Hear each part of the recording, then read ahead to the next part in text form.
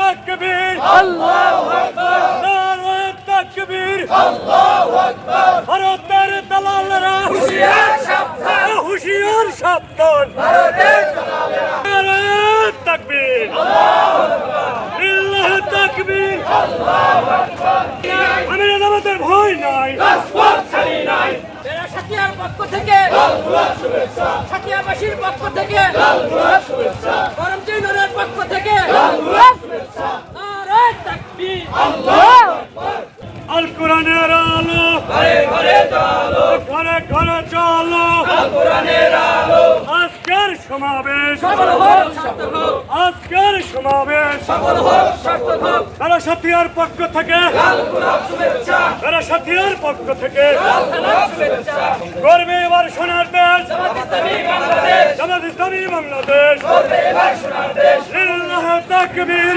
আল্লাহু আকবার সব হারা মানুষ আর কাঁদবে না, ভিখারির মতো হাত পাতবে না, জুলুম আর অবিচার যাবে যাবে। বাংলাদেশ জামাতে ইসলামী, বাংলাদেশ জামাতে ইসলামী। শ্রমিকের হবে জয়, বঞ্চিত কৃষকের হবে জয়, অধিকার পাবে ফিরে মুক্তিকামী।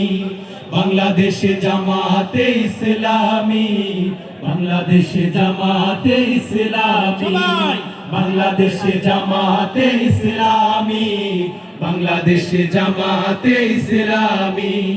গর্বে গর্বে আল্লাহর হুকুমাত, গর্বে গর্বে খেলাফতের রাশেদা, জনগণ নন্দিত আগামী, কোরআনের কাঙ্ক্ষিত আগামী, জনগণ নন্দিত আগামী, কোরআনের কাঙ্ক্ষিত আগামী।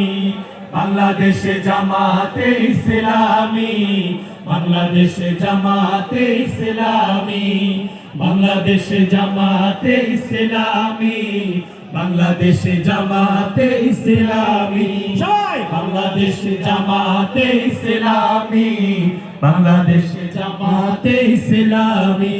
নারে তাকবীর, নারে তাকবীর।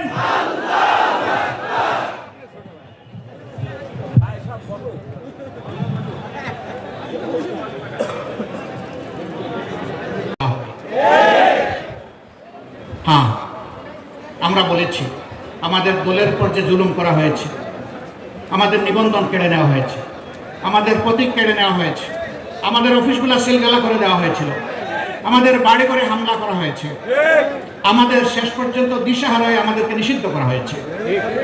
এই যে জুলুমগুলো করা হয়েছে, আমরা বলেছি আমরা তার প্রতিশোধ নেব না।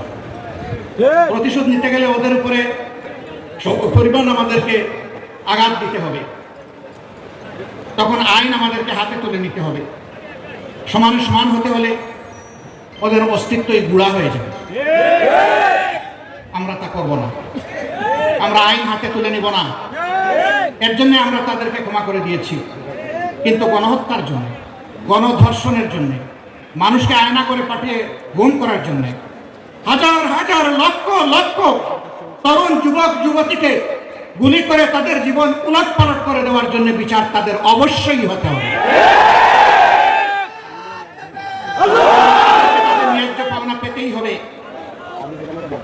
আজকে সন্তান হারা বাবা মা তাদের সন্তান ফিরে পাবে না, তারা ন্যায় বিচার চায়। ন্যায় বিচার পাওয়ার অধিকার অবশ্যই তাদের আছে।